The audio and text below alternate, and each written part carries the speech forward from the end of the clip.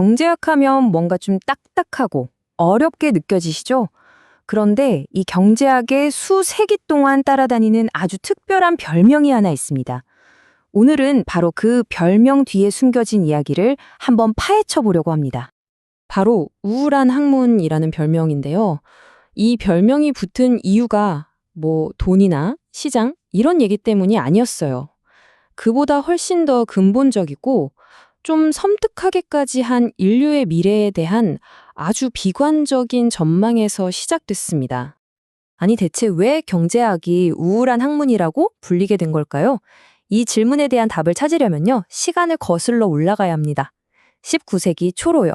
당시 사람들의 생각을 송두리째 바꿔놓은 한 남자가 있었거든요. 자, 그럼 본격적으로 한번 시작해 볼까요? 모든 이야기의 시작에는 바로 이 사람이 있습니다. 영국의 성직자이자 학자였던 토머스 멜서스. 그리고 그의 인생 역작이자 당시 사회에 엄청난 충격을 던진 책, 인고론이죠. 멜서스가 이 책에서 주장하고 싶었던 건 아주 충격적인 내용이었어요. 뭐냐면 가난이라는 게 단순히 정책을 잘못 펴서 생기는 문제가 아니라는 겁니다. 이건 인간이라면 피할 수 없는 거의 운명 같은 거라서 아무리 좋은 정부가 들어서도 절대 해결할 수 없다고 주장했죠. 아니, 도대체 무슨 근거로 그렇게까지 비관적인 얘기를 한 걸까요? 멜서스가 말한 그 피할 수 없는 힘의 정체는 뭘까요? 사실 그의 이론은요, 아주 단순한 두 가지 관찰에서 출발합니다. 바로 이거예요. 자, 왼쪽을 보시면 인구는 25년마다 2개씩 늘어난다고 되어 있죠? 그야말로 기하급수적으로 폭발하는 거예요. 그런데 오른쪽, 식량 생산은 어때요? 아주 느리게, 그저 산술급수적으로, 그러니까 조금씩 더해지는 수준으로밖에 늘지 못한다는 거죠. 먹는 입은 계속 늘어나는데 먹을 건 그 속도를 도저히 따라가지 못하는 상황. 바로 이 속도의 불균형이 모든 비극의 시작이라고 멜서스는 본 겁니다. 이 끔찍한 불균형이 결국 어떤 결론으로 이어지겠어요? 네, 바로 멜서스 함정입니다. 인류는 결국 굶주릴 수밖에 없는 운명이고, 이걸 해결하기 위한 기근이나 전쟁 같은 끔찍한 재앙은 그냥 필연적이라는 거죠. 정말 암울하지 않나요?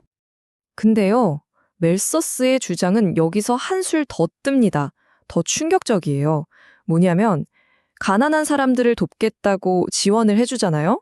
그럼 그게 오히려 아이를 더 낳게 만들어서 한정된 식량을 더 빨리 바닥나게 만든다는 거예요.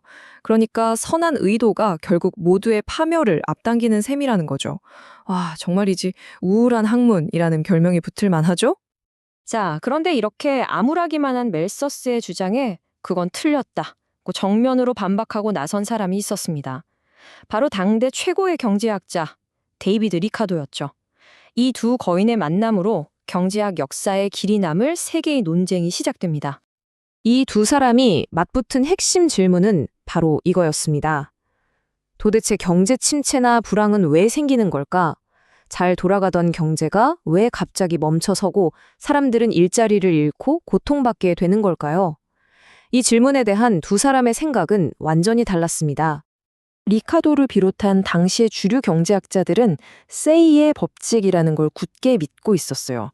이게 뭐냐면 아주 간단하게 말해서 공급이 곧 수요를 만들어낸다는 이론입니다. 자, 이 표를 보시면 두 사람의 차이가 명확하게 보이죠?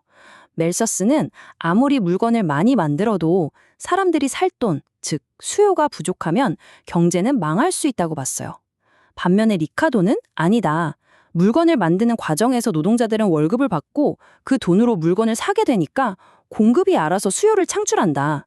수요 부족 같은 건 있을 수 없다고 주장한 거죠. 결과는 어땠을까요? 결국 리카도의 날카롭고 명쾌한 논리가 승리했습니다.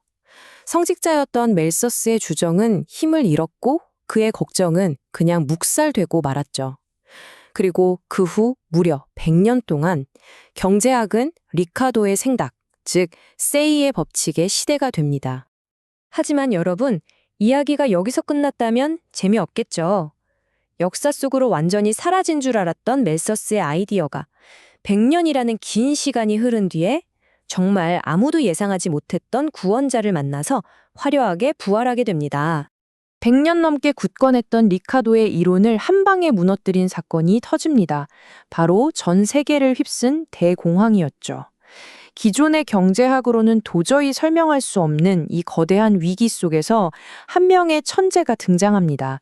바로 존 메이너드 케인스입니다. 케인스는 이 대공황이라는 끔찍한 현실을 분석하면서 100년 전 멜서스가 했던 주장이 옳았다는 걸 증명해 봅니다. 공장도 멀쩡하고 기술도 있고 일할 사람도 넘쳐나는데 왜 경제가 마비됐는가? 그건 바로 유효 수요의 부족, 즉 사람들이 물건을 살 돈이 없거나 돈이 있어도 미래가 불안해서 지갑을 닫아버렸기 때문이라는 걸 명쾌하게 밝혀낸 거죠. 결국 케인스가 증명해낸 셈이죠. 100년 전 리카도의 승리는 그의 논리가 완벽해서가 아니라 단지 토론을 더 잘했기 때문이었다는 것을요. 멜서스는 비록 살아생전에는 패배했지만 경제의 아주 중요한 본질을 꿰뚫어 보고 있었던 겁니다. 그리고 이 생각은 케인스를 통해 현대 거시경제학의 기초가 되었죠. 자, 그럼 100년이 넘는 시간을 가로지른 이 거대한 지적 대결이 오늘날 우리에게 시사하는 바는 과연 무엇일까요? 이 논쟁에서 누가 이기고 졌는지를 따지는 건 사실 중요하지 않습니다. 진짜 중요한 건 멜서스와 리카도라는 두 거인의 아이디어가 부딪히고 또 케인스에 의해 재해석되는 이 과정을 통해서 우리가 경제 위기를 이해하고 정부의 역할에 대해 고민하는 틀이 만들어졌다는 사실 그 자체입니다. 그리고 마지막으로 이런 질문을 던져볼 수 있을 것 같아요. 오늘날 우리는 멜서스가 걱정했던 식량 부족의 함정은 어느 정도 벗어난 것처럼 보입니다. 하지만 성장에는 한계가 있다는 그의 근본적인 경고는 어떨까요?